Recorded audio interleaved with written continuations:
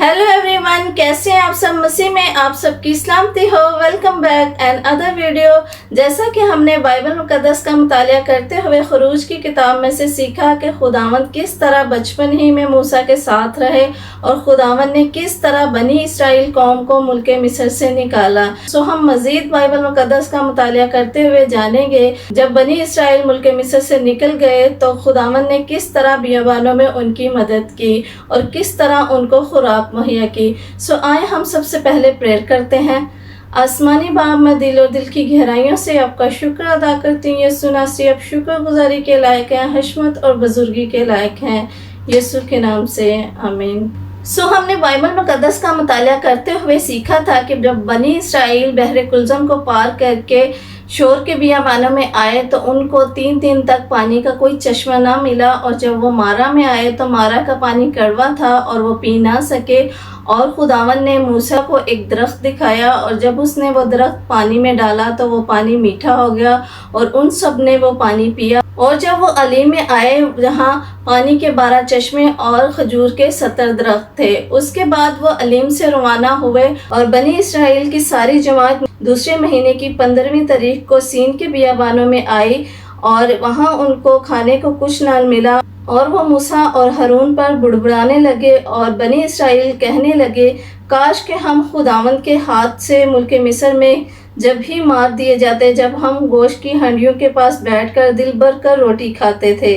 और वो मूसा से कहने लगे, क्योंकि तुम तो हमको इस बियाबान में इसीलिए ले आए कि सारे मजमे को भूखा मारो। तब खुदावंद ने मूसा से कहा कि मैं आसमान से तुम लोगों के लिए रोटियां बरसाऊंगा और मैं इनकी आजमाइश करूंगा कि ये मेरी शरीयत पर चलते हैं या नहीं।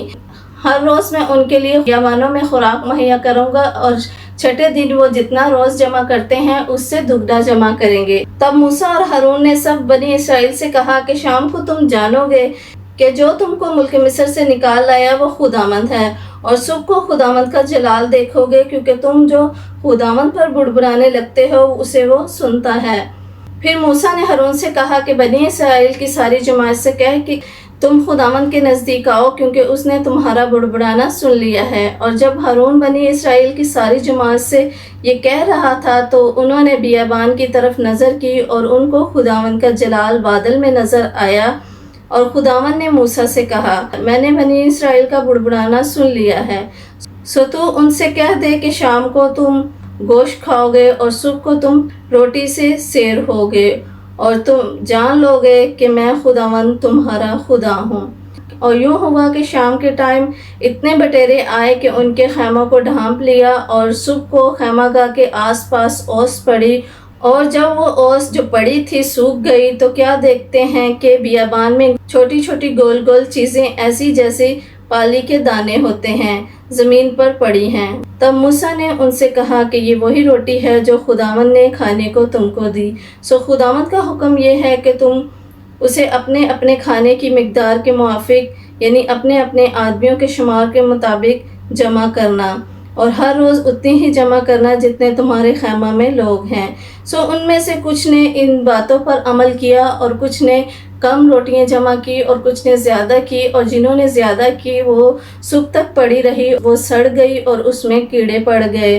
फिर खुदावंद ने उनसे कहा कि छठे दिन दुगनी रोटी जमा करना, क्योंकि 7वां दिन सबत का दिन है। और मूसा ने ऐसे ही बनी इसराइल से कहा और छठे दिन उन्होंने दुगनी रोटी जमा की और उसको कुछ ना हुआ, ना उसमें कीड़ा पड़ा और ना ही वो सड़ी, वो वैसी की वैसी ही रही।